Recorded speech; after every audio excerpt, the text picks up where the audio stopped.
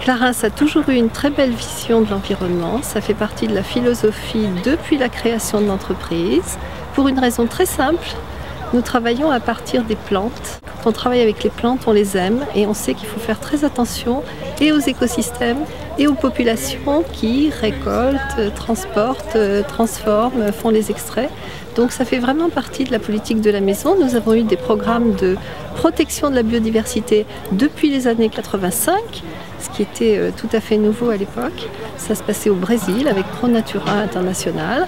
Nous avons eu ensuite des programmes de protection dans les Alpes avec protection de faune et flore menacées.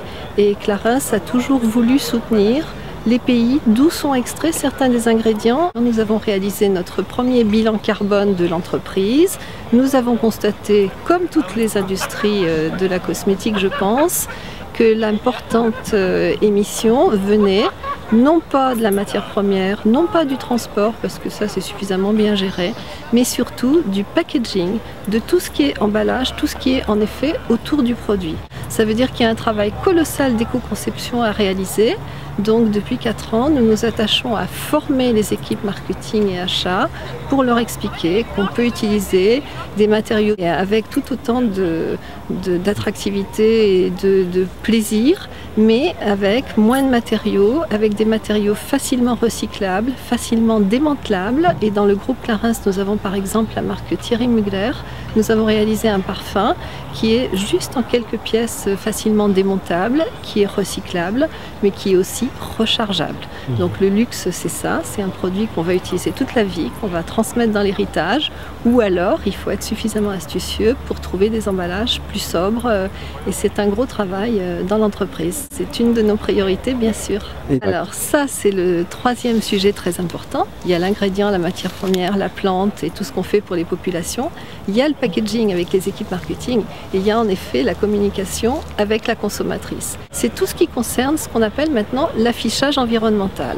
Le consommateur est intelligent, il pose les bonnes questions, il n'achète plus un produit uniquement pour l'efficacité et la qualité du produit, il l'achète pour les valeurs qui sont au-delà du produit, les valeurs de l'entreprise. On veut savoir si le produit est bien fabriqué et si les personnes de l'entreprise sont bien traitées. C'est très important, ça l'est de plus en plus.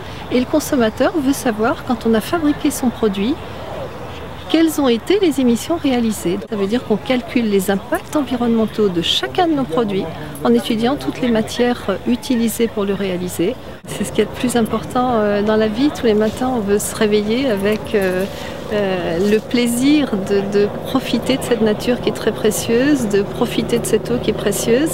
C'est tout ce qui est pour la vie et je pense que quand on est une femme, quand on a des enfants, quand on a vécu, comme moi j'ai eu la chance, à la campagne dans son enfance, on a envie de conserver ce patrimoine qui est exceptionnel, qui est essentiel, qui est la priorité des priorités.